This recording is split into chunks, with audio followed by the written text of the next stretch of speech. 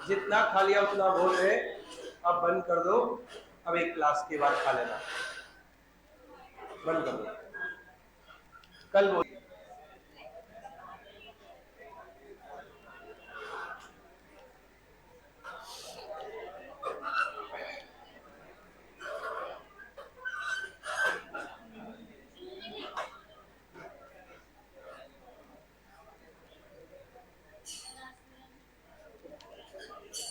जनाब का कॉफी दे गए।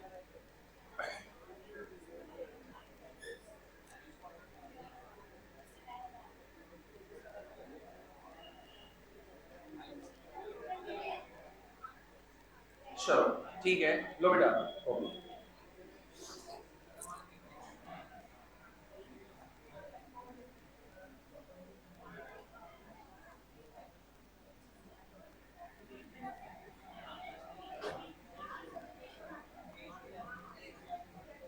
बेटा आप बातें मत करो, अब मेरी बात सुनो। हम लोग लास्ट टाइम पर पढ़ रहे थे रिफ्लेक्शन ऑफ लाइट। कुछ बच्चे हो सकता है आज ही पहली बार इस क्लास को अटेंड कर रहे हैं, तो ये मान के चलिए कि हमारी क्लास यहीं से शुरू हो रही है, बिल्कुल नया टॉपिक है ये, ज्यादा कुछ अभी मैंने इसके बारे में पढ़ाया नहीं है। रिफ्लेक्शन का मतलब क्या होता है आप सभी लोग जानते हो। जैसे आपको ये इस बोर्ड के अंदर ट्यूबलाइट दिख रही है क्या? इस बोर्ड के अंदर ट्यूबलाइट दिख रही है आप लोगों को? किस किस को दिख रही है? बस यही रिफ्लेक्शन है, यही क्या है? रिफ्लेक्शन। कभी कभी चलका पड़ता है ना, चलका।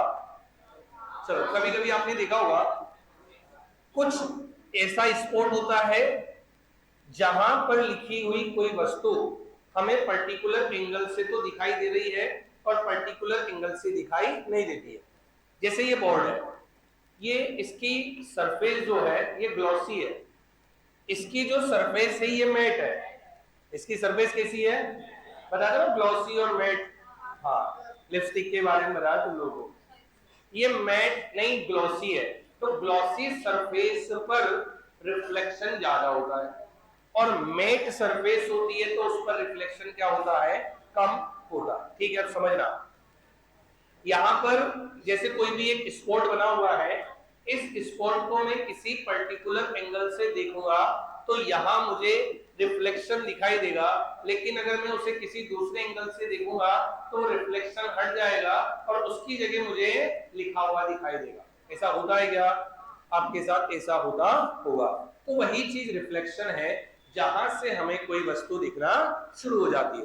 तो हमने सबसे पहले क्या पढ़ा था कि दुनिया में हमें जितनी भी वस्तुएं दिखाई दे रही है उन सभी के पीछे क्या राज है?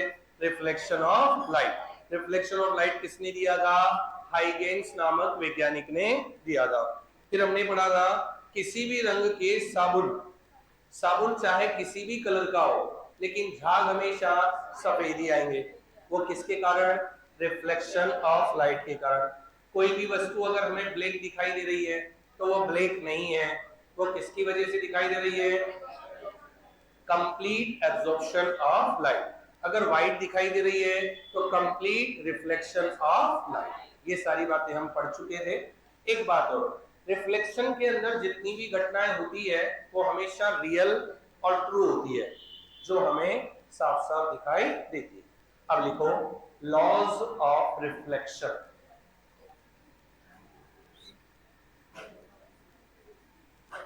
लॉज ऑफ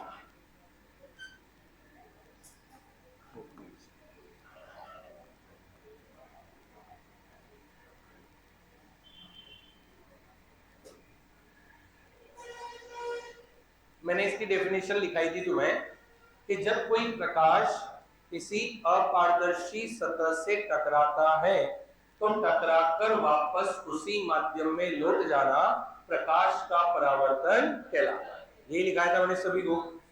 अब सुनो ध्यान से। जैसे मान लीजिए रिफ्लेक्शन होने के लिए सरफेस कैसा होना चाहिए? सबसे पहली चीज कि सरफेस कैसा होना चाहिए? ओपेक।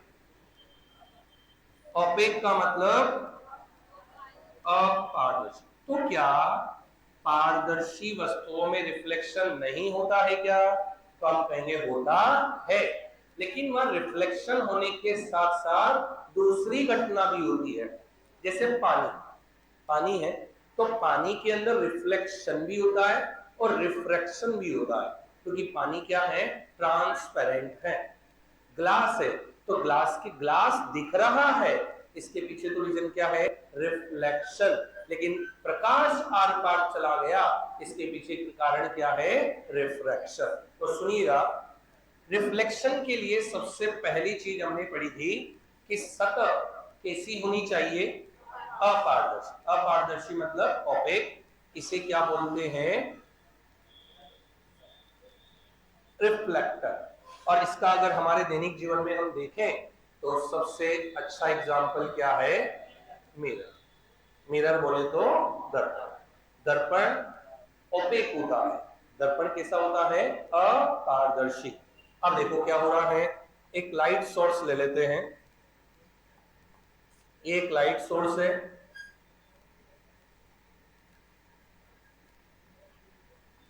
एक लाइट सोर्स हो गया, ठीक है।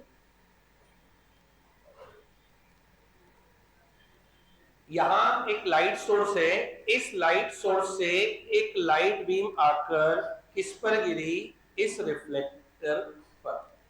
इसका मतलब ये एक सरफेस है, इस सरफेस पर एक प्रकाश की किरण आकर गिर गई, तो इस बीम को क्या कहते हैं, इंसिडेंट रे, जिसे हिंदी में क्या कहते हैं, आपतित किरण। ये 10वीं क्लास में बहुत अच्छे से पढ़ा आपने, पढ़ा है ना सभी ने। फिर हम क्या करते हैं कि ये जो सरफेस होती है, इस सरफेस के परपेंडिकुलर एक स्यूडो लाइन खींचते हैं, स्यूडो लाइन, जिसे क्या कहते हैं, बताओ, अभिलंब, शाबाश। इसे इंग्लिश में क्या कहते हैं, नॉर्मल, और हिंदी में क्या कहते हैं, अभिलंब। एक स्यूडो लाइन है, स्यूडो लाइन का मतलब हमें दिखाई नहीं दे रही है, हालांकि देखो ये इंसिडेंट रे भी दिखाई नहीं देती हमें कभी, वहां से प्रकाश आ रहा है तो हमें दिख थोड़ी रहा है प्रकाश आ रहा है, बस वो दिख रहा है, हाँ ट्यूबलाइट है और ट्यूबलाइट से क्या आ रहा है, प्रकाश, पर कहां आया, कैसे आया, ये दिखाई नहीं दिया। अब देखो, ये इंसिडेंट रे जैसे ही इस रिफ्लेक्टर पर टकराएगी, टकराने के बाद ये मुड़कर ऐसे चली जाएगी, इसे क्या कहते हैं, रिफ्लेक्टेड रे, जिसे हिंदी में क्या कहते हैं, ठीक है। तो पहला नियम एक वैज्ञानिक था जिसका नाम था हाइगेंस। क्या नाम था, हाइगेंस ने पहला नियम क्या दिया, सुनिएगा। ये नॉर्मल है और ये इंसिडेंट रे है, ये नॉर्मल और इंसिडेंट रे आपस में एक एंगल बनाते हैं, आई, और इसी प्रकार रिफ्लेक्टेड रे और नॉर्मल भी बनाते हैं, उसे क्या कहते हैं, आर। तो आई का मतलब तो क्या है,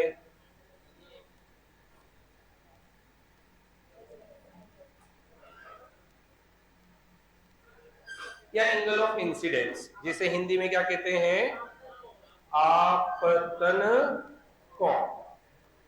और ये आर है, इसे क्या कहते हैं, एंगल ऑफ रिफ्लेक्शन, जिसे हिंदी में क्या कहेंगे, परावर्तन कोण।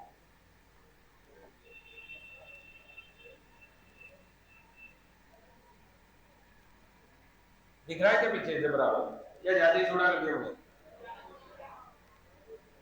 हाँ ठीक है, अब तो दिख रहा होगा। इसका मतलब यह है कि यहां से एक लाइट बीम आई, इस पॉइंट पर टकराई और टकरा कर चली गई। अब यहां क्या है, ये जो बीम जहां जा रही है, यहां क्या है,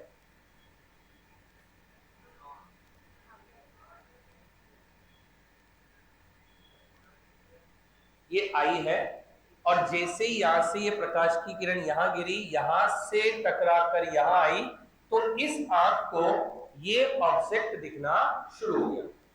हमें दुनिया की कोई भी वस्तु दिखाई दे रही है, उसके पीछे यही रीजन है। चंद्रमा दिखाई दे रहा है तो पहले सूरज से प्रकाश गिरा चंद्रमा पर, चंद्रमा से आया पृथ्वी पर। जैसे हमें ये दीवार दिखाई दे रही है तो पहले प्रकाश गया दीवार पर, दीवार से आया आंखों पर। आपको मैं दिखाई दे रहा हूं, मैं दिखाई दे रहा हूं तो पहले प्रकाश आया मेरे ऊपर, फिर यहां से प्रकाश टकराकर कहां गया, आपकी आंखों पर। तो यहां से आंख इसको देख रही है। तो पहला नियम क्या दिया था वैज्ञानिक ने,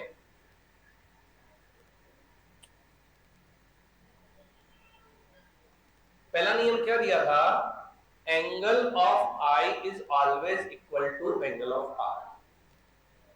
इसका मतलब क्या है कि आपतन कोण और परावर्तन कोण हमेशा क्या होंगे, बराबर। सभी ने अच्छे से पढ़ रखा होगा ये, आपतन कोण बराबर परावर्तन कोण। आप में जितने भी बच्चे यहाँ बैठे हैं सबने 10वीं क्लास में ये बहुत अच्छे से पढ़ रखा है और यादें भी ताजा हो गई होगी आपकी कि हाँ ऐसा कभी कभी पढ़ा था।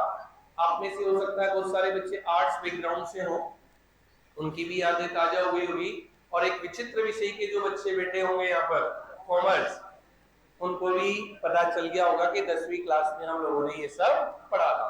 अब ये तो जब पहला नियम, इसका मतलब ये है कि अगर आई की वैल्यू 30 है तो आर की वैल्यू भी पक्का कितनी होगी, श्योर है, ये तो हम लोग समझते ही है। इसका मतलब ये है किसी भी लाइट सोर्स पर या सॉरी किसी भी रिफ्लेक्टर सरफेस पर लाइट सोर्स से जितने एंगल पर लाइट बीम आती है उतने ही एंगल पर वापस चली जाती है। ये तो हो गया पहला नियम। दूसरा मोस्ट इंपॉर्टेंट नियम क्या दिया इन्होंने, हिंदी में लिखो इंग्लिश में लिखो,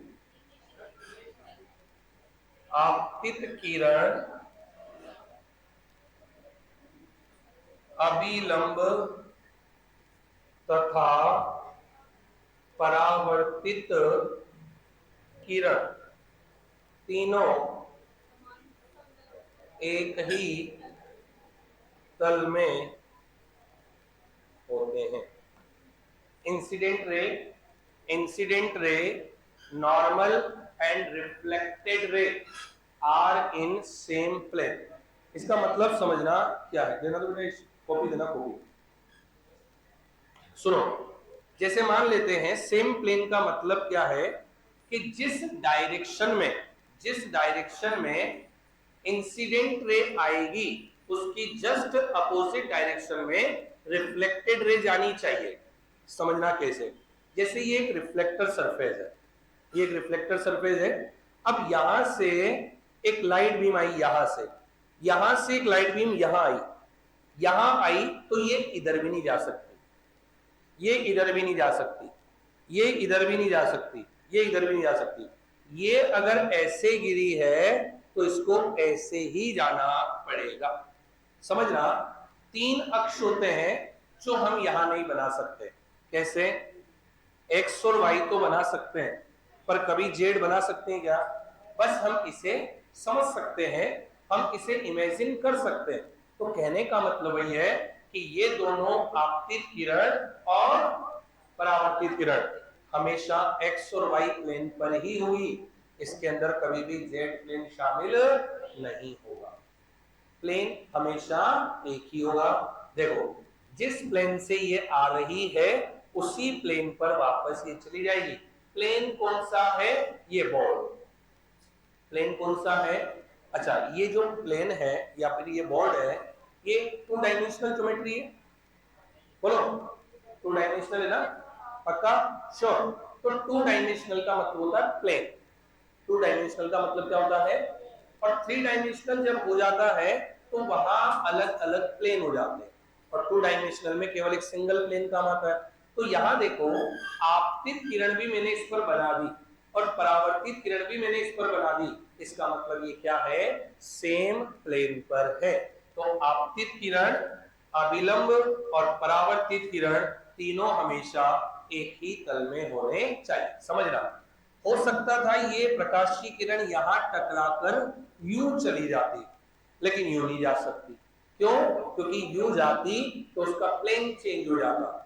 ऐसा भी नहीं है कि ये यहां टकराकर अंदर चली जाती, ऐसा कभी भी नहीं होगा।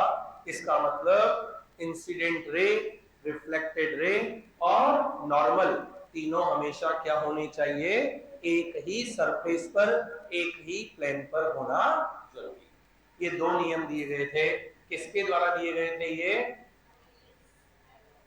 हाई छाप लो।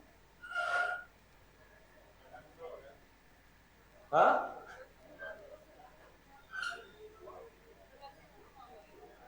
दिख रहा है ना? ठीक है, सही है। मैं देख लेता हूँ पीछे जाके। वो तो अभी बाद में आएगा, वो तो अपवर्तन में आएगा।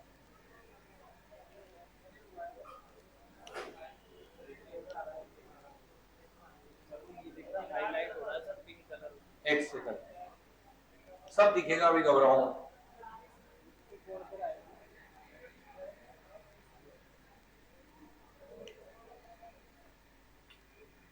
बेटा वो पीछे की दोनों ट्यूबलाइट बंद कर दो जहां से भी होती है। बेटा ये दोनों इधर से बंद कर दो अगर होती है तो, या पीछे से देखो, पीछे से होती होगी।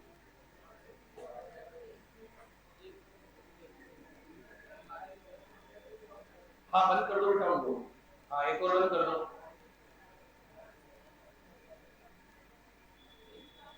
बस अब किसी को कोई दिक्कत नहीं आएगी।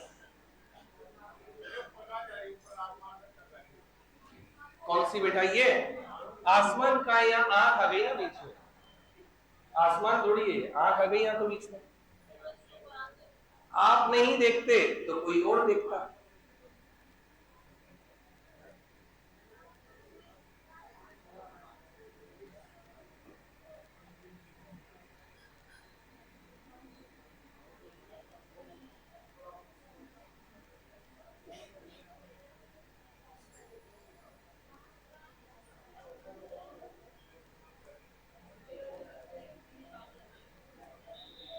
अब बढ़िया दिख रहा होगा।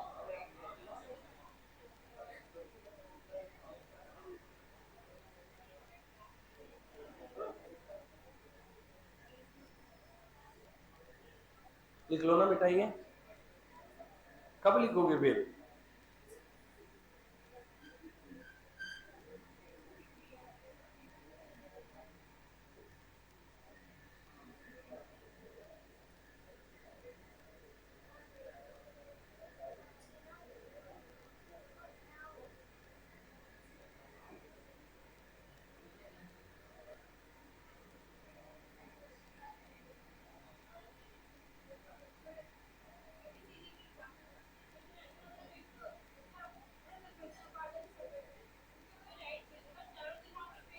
विसरित परावर्तन कहते हैं उसको,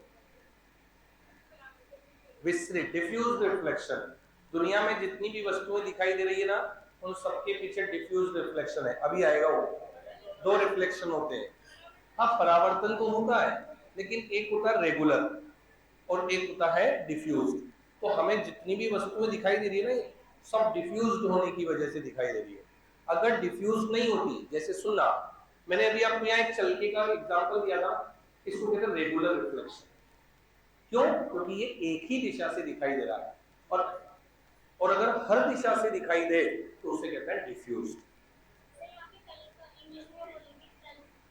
plane, plane, incident ray, normal and reflected ray are in same plane.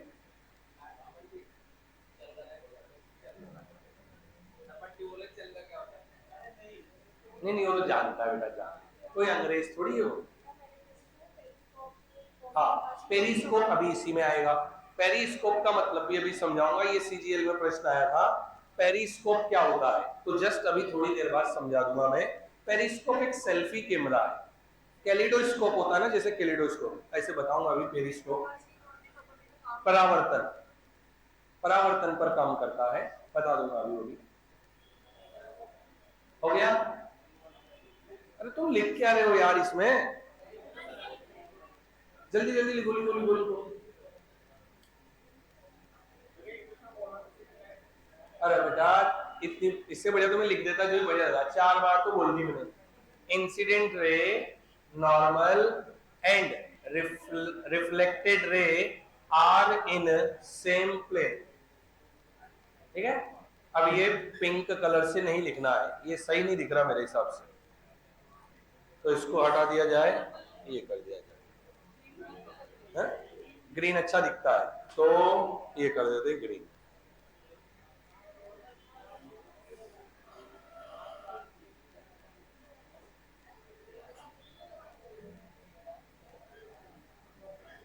चले क्या यार आगे? चलो, तुम लोग पता नहीं क्या लिख रहे हो यार अभी तक। ज्यादा टाइम लगाओगे तो फिर कह दूंगा कि स्क्रीनशॉट ले लो, घर पर लिखते रहना, इसलिए आप जल्दी जल्दी लिख लिया करो। अब इधर ध्यान दो सभी, इधर ध्यान दो। रिफ्लेक्शन का मतलब सबको समझ में आ गया होगा। अब यहां अगर आपसे पूछ ले कि यदि किसी रिफ्लेक्टर के लिए इंसिडेंट एंगल 45 डिग्री है तो बताओ रिफ्लेक्टेड एंगल कितना होगा? वो भी 45। बट क्वेश्चन ऐसे नहीं आएगा। क्वेश्चन कैसे आएगा सुनिएगा। न्यूमेरिकल आएगा तो कैसे आएगा? ये कौन सी रे है? Incident ray. और यहां से ये चली गई, ये कौन सी है?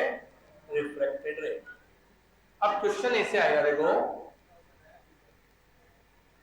If angle between incident ray and reflector is 30 degree, then what will be the angle of reflection? इस मार्कर को बीच बीच में पैरालिसिस हो जाता है क्या? सुनो, अरे पहले मेरी बात तो सुनो, तुम लोग बाद में दिमाग लगाना यार। इफ एंगल बिटवीन, ये क्या लिखा हुआ है? And reflector is 30 degree. इसका मतलब क्या है? उसने ये एंगल दिया है। कौन सा एंगल दिया है? ये वाला। और आपने गणित पढ़ रखी है, आप जानते हो अगर ये 30 है तो ये भी 30 होगा, लेकिन मुझे इससे तो कोई मतलब ही नहीं है। अब मुझे एक बात पता है कि यहां पर एक सीडो लाइन जब खींचते हैं तो ये 90 डिग्री पर होती है, तो अगर ये 30 है तो ये कितना होगा? अगर ये 60 है तो ये भी कितना होगा? बस यहां जाकर बच्चे जल्दीबाजी में, क्योंकि रट तो समझ रखा है कि भैया इसमें तो क्वेश्चन में जो पूछा गया है वही आंसर होता है। अधिकांश तो ऐसे ही रटा देते कि आपको एंगल ऑफ इंसिडेंट दे रखा है, जितना दे रखा है उतना ही आंसर हो जाएगा, लेकिन प्रश्न की लैंग्वेज चेंज कर दी उसने कि इंसिडेंट रे और रिफ्लेक्टर के बीच का एंगल 30 डिग्री है, तो बताओ एंगल ऑफ रिफ्लेक्शन कितना होगा? तो एंगल ऑफ रिफ्लेक्शन कितना हो गया? 7। कोई फिजिक्स नहीं है इसमें, गणित है। क्या है? अगर ये 30 है तो ये 60 होगा क्या? समझ गए क्या सभी? ये 60 होगा तो ये भी 60 होगा क्या? अब अगला प्रश्न कैसे आएगा? देन एक, ये तो हो गया एक प्रश्न। दूसरा, फाइंड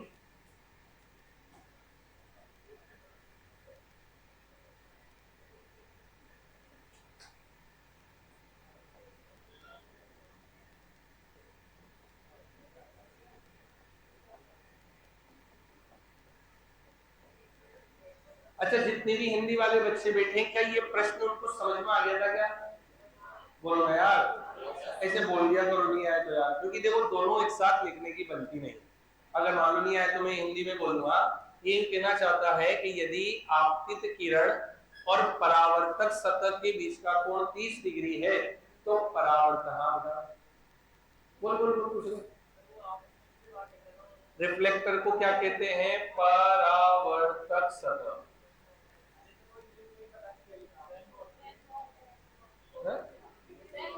ये अरे अच्छा, ये कोई बात नहीं। Then what will be the angle of reflection? तो बताइए परावर्तन कोण कितना होगा? अब क्या पूछ रहा है वो? Angle of deviation. डेविएशन का मतलब शब्द होता है विचलन। विचलन का मतलब होता है विचलित होना। विचलित होने का मतलब होता है अपने मार्ग से भटकना, डाइवर्ट होना। अब एक बात बताओ, अगर मान लो ये रिफ्लेक्टर नहीं होता, यहाँ पर सुनना ध्यान से, परछाई कैसे पड़ती है। मान लेते हैं कि अभी जैसे मेरा हाथ है, ये तो कोई काम का ही नहीं, ये लाइट ही नहीं लग रही। चलो कोई बात नहीं, छोड़ो, इधर ध्यान दो। आप तो इधर ध्यान दो, इधर ध्यान दो। सुनो, जैसे यहां से लाइट आई, यहां से लाइट आई या टकराई। अब अगर ये लाइट पीछे नहीं जा पा रही है तो पीछे अंधेरा हो जाएगा। पीछे अंधेरा हो जाएगा तो पीछे क्या हो गया?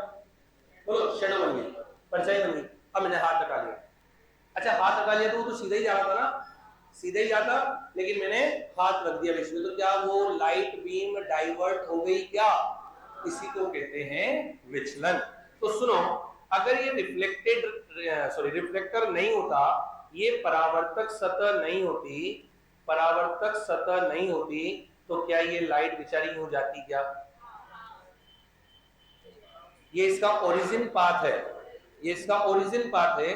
अगर ये रिफ्लेक्टर नहीं होता तो ये लाइट बीम पूरी हो जाती, पर इस रिफ्लेक्टर की वजह से ये लाइट बीम डाइवर्ट हो गई, टिल्ट हो गई। तो यहां से यहां तक टिल्ट होना, इसे कहते हैं एंगल ऑफ डेविएशन। क्या कहते हैं? एंगल ऑफ डेविएशन, बोले तो विचलन कोण। इसको इस प्रकार के साइन से डिनोट किया जाता। अब सुनो कैसे निकालते हैं इसको। ये जो लाइन है, ये लाइन पूरी 180 डिग्री की है क्या? ये लाइन पूरी 180 डिग्री की है। अब अगर मान लेते हैं कि यहां से यहां तक का एंगल यदि थीटा है, तो यहां से यहां तक का एंगल भी थीटा होगा क्या? बोलो होगा क्या? ये पूरी लाइन कितने डिग्री की है? 180 डिग्री की है। ये एंगल थीटा है, तो ये एंगल भी थीटा होगा। तो यहां से यहां तक का एंगल 2 थीटा हो गया क्या? 2 थीटा हो गया। तो जो एंगल बचा हुआ है वही तो एंगल ऑफ डेविएशन है। तो मैं क्या निकालूं? 180 में से अगर 2 थीटा माइनस कर दिया जाए तो क्या एंगल ऑफ डेविएशन आ जाता है क्या? समझ में आ गया क्या? ये ज्योमेट्री का प्रश्न है भाई, ज्योमेट्री से सोल्व हो रहा है। ये आपको ये तो पता होगा कि एक सीधी रेखा जो होती है उसमें 270 डिग्री का कोण बनता है, 180। वही तो लिखा मैंने 180। 180 में से मैंने 2 थीटा माइनस किया। ये समझ में आ गया क्या 2 थीटा माइनस कैसे किया? यहां से यहां थीटा और यहां से यहां थीटा। थीटा क्यों लिया मैंने? क्योंकि थीटा या तो एंगल ऑफ इंसिडेंस होगा या फिर एंगल ऑफ रिफ्लेक्शन होगा। उसका क्या कर दो? डबल। डबल करोगे तो आंसर आ जाएगा। क्लियर? लेकिन ऐसे सोल्व नहीं करना चाहे तो जो ये एंगल होता है इसका जस्ट डबल ये एंगल होता है। जैसे सुनना, ये सिमेट्रिकल ज्योमेट्री है एक प्रकार की। एक बार बताओ मुझे, अगर मान लो ये 30 है, सुनना ध्यान से, ये 30 है तो ये 60 होगा, और 60 और 60 कितने हो गए? 120। 180 में से 120 गए तो बताओ 30 का डबल कितना हो गया? 60। ये 10 डिग्री है, ये 10 डिग्री है तो ये कितना होगा? 80। 80 होगा ना? 80 और 80, 180 में से 160 गए तो 20। अगर ये 45 डिग्री है तो ये कितना? 45 45, 180 में से 90 गए तो इसका मतलब हम क्या बोलेंगे? Angle of deviation is equal to 2 into X. X क्या है? Angle between reflector and incident. समझ में आ गया क्या दोनों तरीके? कोई अजीब चीज पढ़ाई क्या मैंने? बोलो, तुम लोग इतने सुस्त कैसे हो जाते हो यार? पता नहीं तुम्हारे अंदर एक्टिविटी नहीं है, बिल्कुल नहीं आया। क्या नहीं आया?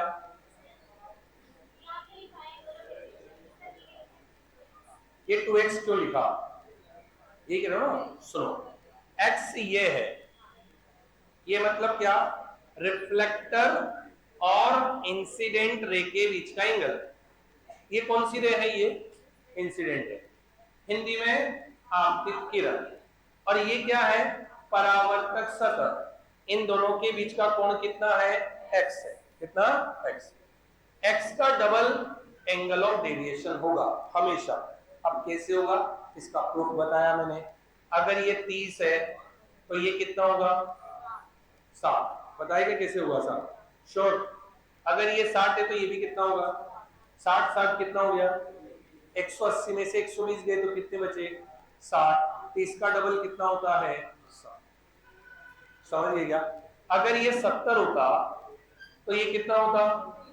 20 और 20 कितना हो जाता? 40। 180 में से 40 गया तो कितना बचा? 140। क्या 70 का डबल 140 होता है? तो ये फॉर्मूला आप डायरेक्टली याद रख सकते हो। यहां से आपका न्यूमेरिकल सॉल्व हो जाए। छाप लो। नहीं, ये डायग्राम मत बनाना, डायग्राम बनाना, एक तो ये क्वेश्चन लिख लो और ये वाला पॉइंट लिख लो, इसका फॉर्मूला लिख लो, ये भी और ये भी।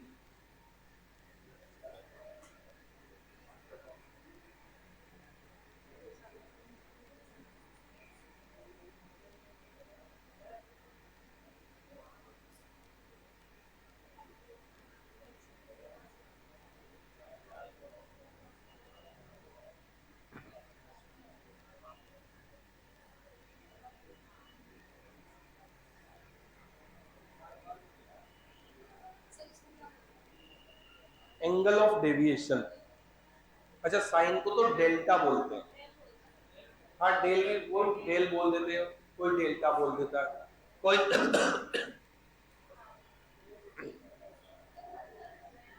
है बेटा, जूम कर दो, जूम हो जा।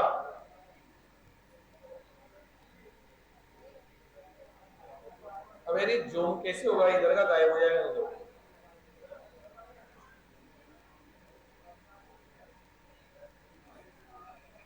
इतनी औकात है बेटा इसकी, बस इससे ज्यादा नहीं होगा ये। नहीं नहीं, ये वाला डायग्राम तो आपने एक बार बना लिया ना, अब बार बार मत बनाओ, इसको मत बनाओ। वैसे भी बनाते कैसे, उसको गजर पजड़ी इतना हो रहा है उसमें। आप तो डायग्राम एक बार बना लिया आपने, सफिशिएंट है, आप तो बस काम की चीजें लिख लो।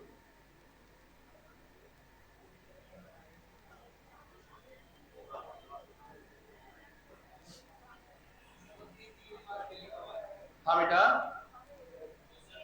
क्वेश्चन में then what will be the angle of reflection। इतनी बेकार भी राइटिंग नहीं है बेटा मेरी यार, डॉक्टर वाली तो नहीं।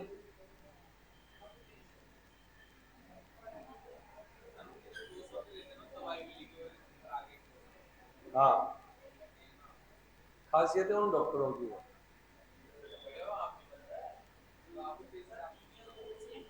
हाँ बेटा, जोर से बोलो। जीनियस होते हैं वो, ऐसे लिखते हैं।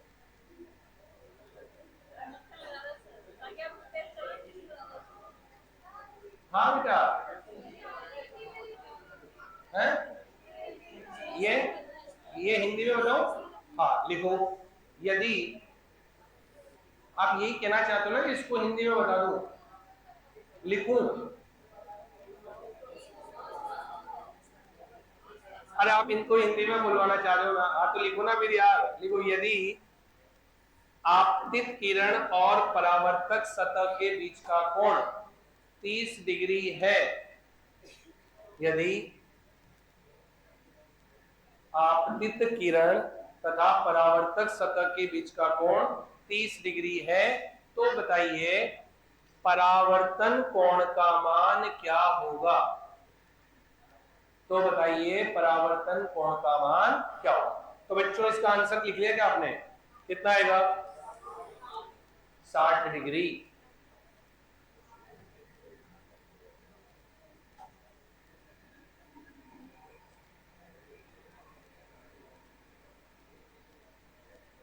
फिर ये विचलन कोण, विचलन कोण क्या होता है ये समझ में आ गया सबको? आपने जो पिछला डायग्राम बनाया था ना ये वाला, इसी डायग्राम में यहां बस एक ऐसे लाइन खींचना और यहां से यहां तक ऐसे एंगल बनाना और उसको ऐसे, बस इतना सा काम करना है। उसी डायग्राम में कर लेना ये काम।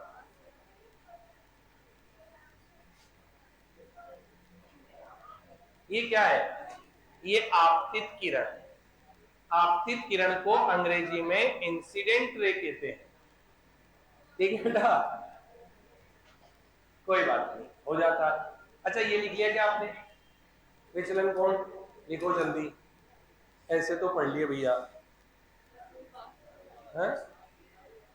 जल्दी जल्दी जल्दी लिखो यार। लिख लिया? चलो आगे बढ़ते हैं। लिखो types of reflection. Types of reflection.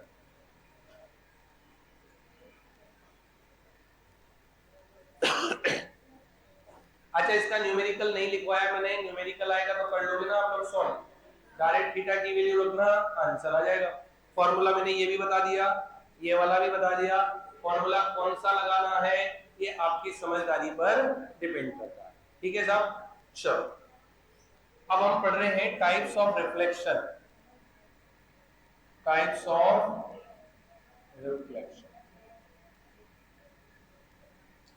Types of reflection में लिखो there are two types of reflection. Hindi में लिखो परावर्तन के प्रकार, परावर्तन के प्रकार। टाइप्स ऑफ रिफ्लेक्शन, परावर्तन के प्रकार। There are two types of reflection. क्या हो गया हाथ में? There are two types of reflection. देखो परावर्तन दो प्रकार के होते हैं। वो अलग है बेटा, वो अलग है, वो अलग है। There are two types of reflection in which first is regular reflection. Regular reflection. और एक होता है सेकंड, जिसे कहा जाता है डिफ्यूज्ड रिफ्लेक्शन। लिखो ऐसे लिखना जैसे मैंने लिखा है। हिंदी में इसे कहते हैं नियमित परावर्तन और इसे कहते हैं विसरित परावर्तन। ये तो हो गया नियमित परावर्तन और ये हो गया विसरित परावर्तन। दोनों में फर्क क्या है? दोनों में फर्क क्या है? रेगुलर रिफ्लेक्शन जो होता है इसके लिए रिफ्लेक्टर जो होता है, रिफ्लेक्टर का मतलब परावर्तक सतह, ये कैसी होती है? स्मूथ होती है। स्मूथ बोले तो चिकनी होती है। और डिफ्यूज के लिए रिफ्लेक्टर जो होता है, रिफ्लेक्टर ये कैसा होता है? रफ होता है, बोले तो खुरदरा, खुरदरी सतह। जब हम रेगुलर रिफ्लेक्शन की बात करेंगे तो सरफेस क्या होगी? स्मूथ। सरफेस क्या होगी? स्मूथ। लेकिन डिफ्यूज की बात करेंगे तो सरफेस कैसी होगी? खुरदरी, रफ होगी।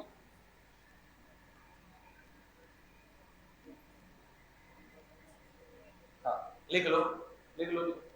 और तुम्हारे तो मतलब हाथ को हाथ कॉपी में छप जाना चाहिए।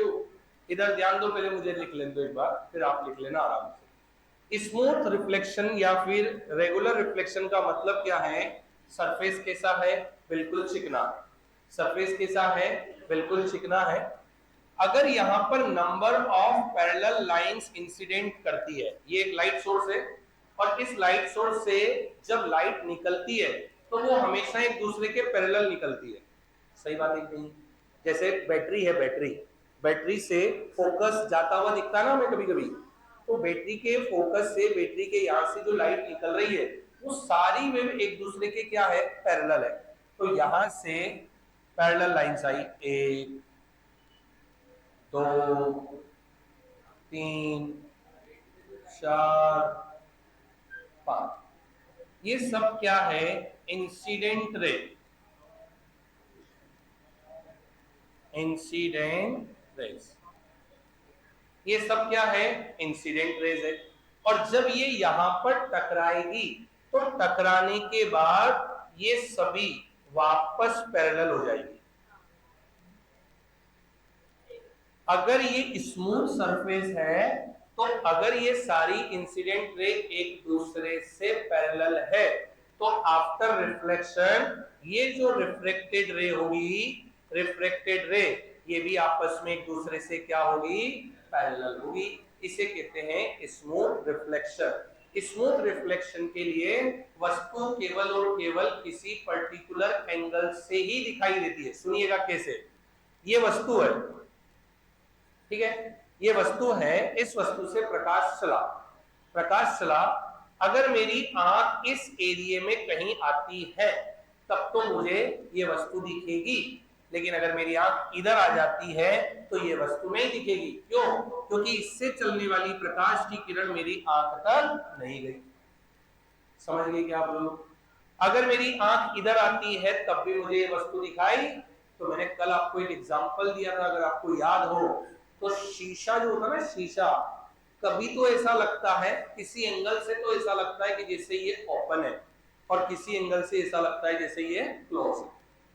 मैंने आपको एक कार का एग्जांपल भी दिया था, याद हो तो, कि कार का शीशा चढ़ाने के बाद भी कभी कभी ऐसा लगता है कि जैसे शीशा खुला रह गया, तो अपन उसको दोबारा चेक करते हैं। वो कौन सा रिफ्लेक्शन है? कौन सा रिफ्लेक्शन है बताओ? Smooth reflection. अगर आपको बोर्ड पर किसी जगह ब्राइट स्पॉट दिखाई दे रहा है तो वो किसका कारण है? Smooth reflection. पूछा जा सकता है आपसे, a bright spot on A board is an example of, तो उसको इसका एग्जांपल है रेगुलर रिफ्लेक्शन का, स्मूथ रिफ्लेक्शन का, जहां पर सरफेस क्या होगी? प्लेन होगी। ठीक है, ठीक। लेकिन जब अपन डिफ्यूज रिफ्लेक्शन की बात करते हैं तो डिफ्यूज रिफ्लेक्शन में सरफेस ऐसे खुरदरी होती है।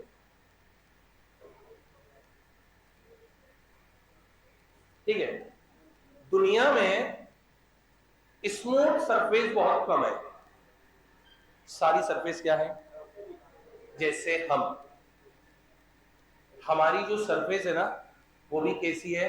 रफ सरफेस है हमारी। अगर सरफेस प्लेन होती, स्मूथ होती, तो हम बिल्कुल स्टिकर की तरह होते। स्टिकर जानते हो? रोलर फेर दिया जाता हमारे ऊपर, तो हम कैसे होते हैं? बिल्कुल स्टिकर की तरह प्लेन। लेकिन हमारी बॉडी 3 डायमेंशनल है, तो उबड़ खाबड़ एक नहीं है। उबड़ खाबड़ है, इसका मतलब क्या है? ये खुरदरी सतह है। जैसे एक लकड़ी है, लकड़ी का प्लेन है, तो लकड़ी का प्लेन हमेशा कैसा होगा? रफ होगा। लेकिन अगर आप मेटेलिक सरफेस की बात करते हो तो मेटेलिक सरफेस कैसा हो सकता है? स्मूथ। मैंने आपको एक एग्जांपल लिखाया था कि मेटल का चमकना, लिखाया था क्या? देखो देखें, धातुओं का चमकना।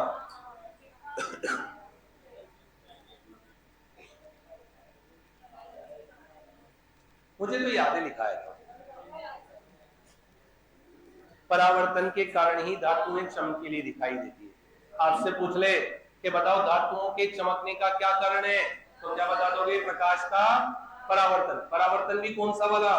स्मूथ परावर्तन, रेगुलर रिफ्लेक्शन। लेकिन जब अपन डिफ्यूज की बात करते हैं तो देखना इसमें क्या होता है। यहां से लाइट सोर्स है, यहां से प्रकाश की किरणें पैरेलल आई,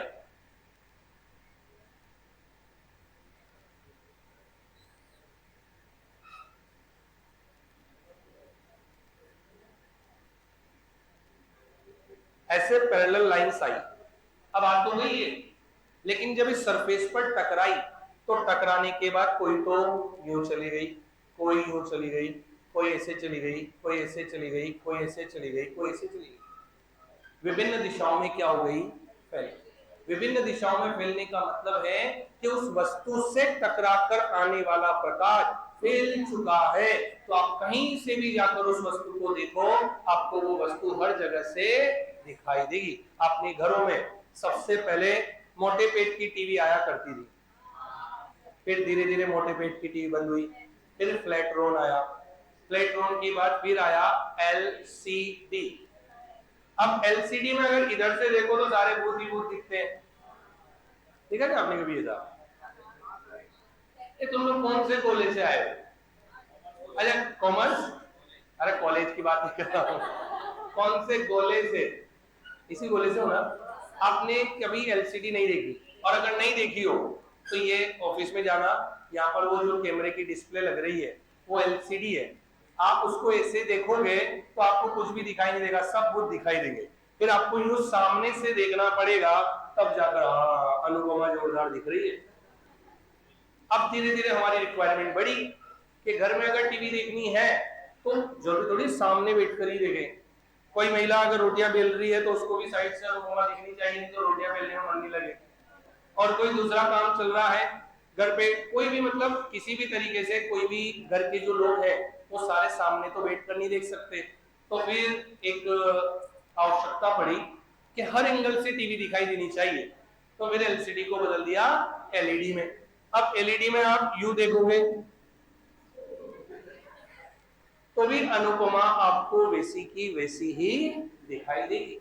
फिर एलईडी के बाद तो एमओ एलईडी चल गई, एसओ एलईडी चल गई, क्यू एलईडी चल गई, अल्ट्रा एचडी चल गई, 4K चल गया, मनमान चल गया, फिर तो अलग अलग। तो ये सब विजिबिलिटी पर डिपेंड करता है कि आप किस एंगल से वस्तु को देख रहे हो।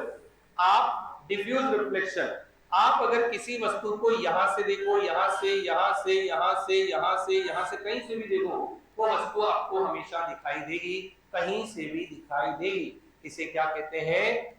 Diffused reflection. अब एक प्रश्न आएगा, संसार में सभी वस्तुएं कौन से परावर्तन के कारण दिखाई देती है? तो आपका आंसर क्या आएगा?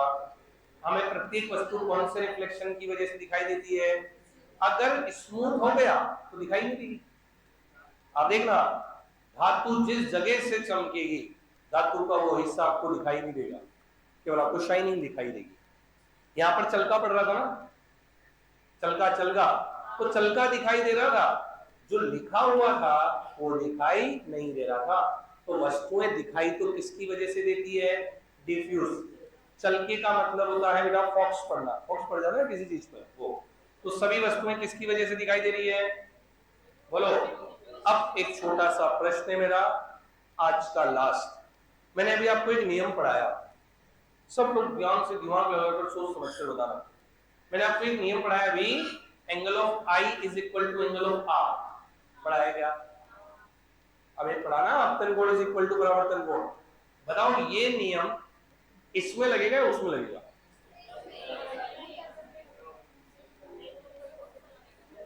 जो मैंने आपको नियम बताया है, angle of I is equal to angle of R, वो इधर लगेगा या इधर लगेगा? कहां लगेगा? इधर। कहां लगेगा? केवल इधर ही नहीं, इधर भी लगेगा। आपसे प्रश्न पूछ ले गई, परावर्तन का जो कोण है वो कौन से परावर्तन के लिए लागू होता है? तो जैसे रेगुलर के लिए होगा वैसे डिफ्यूज के लिए भी होगा। अब आपको तो ये आ गई कि सर यहां तक तो बात समझ में आती है, यहां तक तो बात समझ में आती है, पर यहां तो समझ में नहीं आ सकती, क्योंकि क्या कह रहा है वो? Angle of I is equal to angle of R. समझना ध्यान से। ये सरफेस है, ये सरफेस है ना, ये स्मूथ सरफेस है। तो अगर मैं इस पे यहां नॉर्मल खींचूंगा तो ऐसे आएगा, यहां, यहां, यहां, सब तो नॉर्मल एक जैसे आएगा। तो देखो ऐसे ऐसे ऐसे ऐसे बनेगा नॉर्मल। अब अगर ये वस्तु ऐसे होती,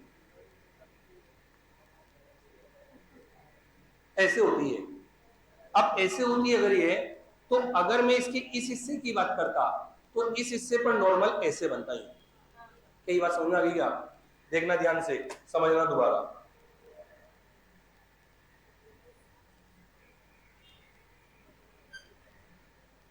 ये कौन सी सरफेस हो गई? बोलो, रफ।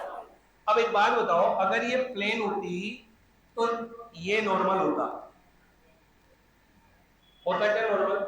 लेकिन यहां ऐसे बनेगा नॉर्मल, इस पे ऐसे बनेगा नॉर्मल, इस पे ऐसे बनेगा नॉर्मल, इस पे ऐसे बनेगा नॉर्मल, इस पे ऐसे बनेगा नॉर्मल, इस पे ऐसे बनेगा नॉर्मल, इस पे ऐसे बनेगा नॉर्मल। ये बात सबको समझ में आ गई क्या?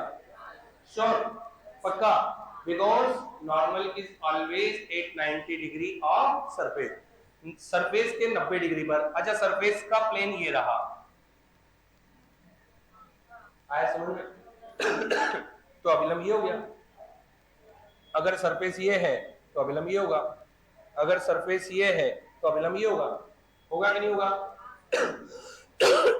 अब सुनना, यहां से प्रकाश की किरण एक तो यहां आई, एक यहां आई और एक यहां आई, तीनों पैरेलल डिग्री से भी गो। अब एक बात बताओ, इस वाले ने तो इतना सा एंगल बनाया, तो जब डाइवर्ट होकर जाएगी तब भी इतना एंगल बनाएगी, हाँ या ना?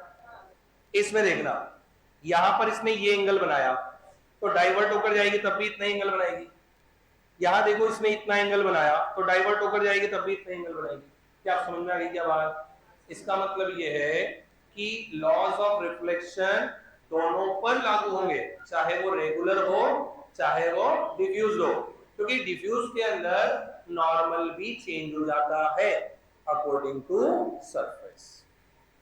ये बात सबको समझ में आ गई क्या? चलो वेरी गुड, शाबाश, लिखो।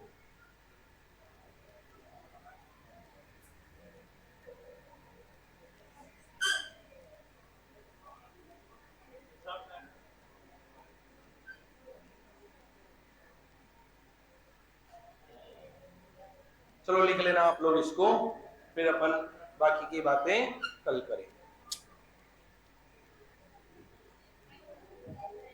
Thank you so much, thank you.